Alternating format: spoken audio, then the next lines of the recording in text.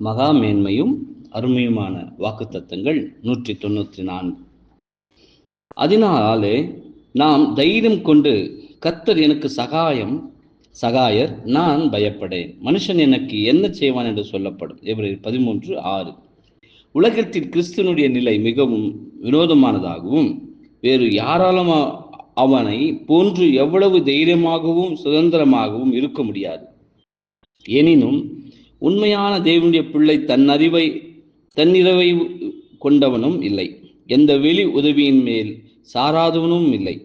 அவன் பெருமை பாராட்டக்கூடாது என்றும், மாறாக தன்னுடைய இயலாமையும் தனக்கு தேவன் தேவை என்பதையும் உணர்ந்தவனாய் தாழ்மையான சிந்தையோடு இருக்க வேண்டும் என்று கர்த்தருடைய வார்த்தை அவனுக்கு புத்திமதி கூறுகின்றது. அவன் தாழ்மையான சிந்தை கொள்ளாத வரையிலும் அவனால் கர்த்தருக்கு பிரியமாய் இருக்க முடியாது என்பது உண்மையே. அதே சமயம் அவன் முழு தைரியமும் நம்பிக்கையும் கூட கொண்டிருக்க வேண்டும்.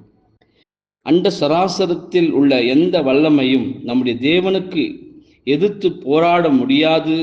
மேலும் அவர் தம்முடைய பிள்ளைகளுக்கு பலமும் கேடகமுமாய் இருக்கின்றார் என்று கூறியுள்ளார்.